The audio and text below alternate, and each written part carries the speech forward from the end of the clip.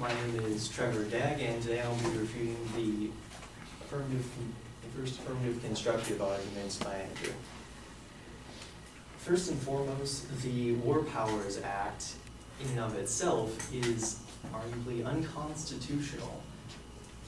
So, for instance, in the INS versus Chadha Supreme Court ruling, Justice White wrote that the portion of the act probably did violate the presentment clause of the Constitution.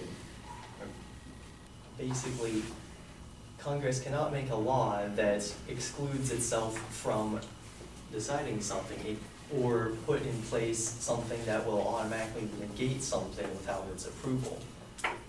This is very much counter to the War Powers Act, as without approval from Congress, it's not really, the president isn't supposed to do anything, although they do anyway. Also, according to Nixon, the president would have to withdraw forces within 60 days if Congress has not declared war or authorized the use of force. He vetoed that bill first because in his message he said it would attempt to take away by mere legislative act authorities which the president has promptly exercised under the Constitution for almost 200 years.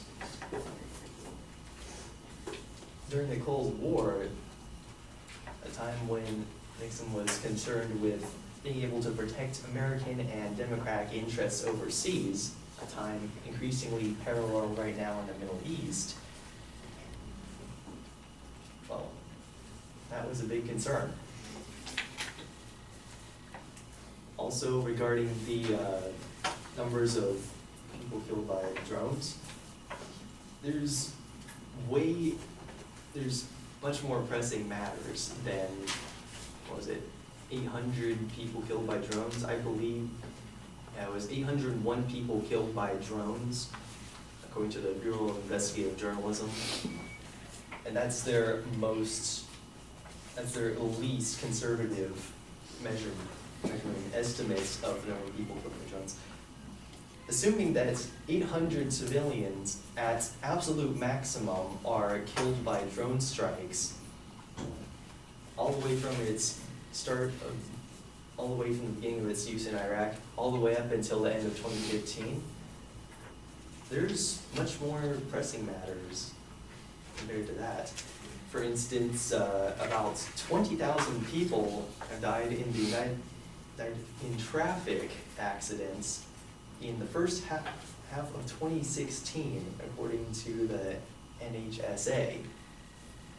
It also said that 43,510 people died in 2015 alone due to traffic accidents. That's way more than 810 people in foreign countries taken by drone strikes. And then, according to the CDC, 42,773 people commit suicide every year as well. That's way more than the number of people killed by drone strikes. Finally, regarding the argument of drones replacing real aircraft, that's not going to happen for some time, especially considering the aircraft already in service, like the F-16, the F-A-18, all the variety of gunships that are used for much the same purpose and are more effective than drones in cases of shorter range with the same conflict. Also, the U.S. does have and is developing a next generation fighter, the F-A-35.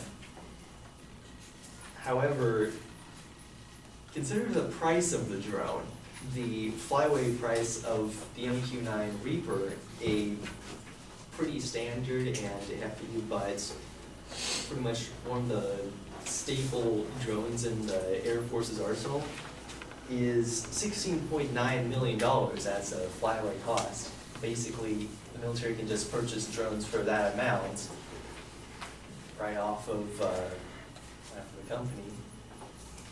Compare this to the FA-35, which one has been hit by numerous budget overruns, has been hit by massive delays because of software and technical issues, and in general has been considered a failure.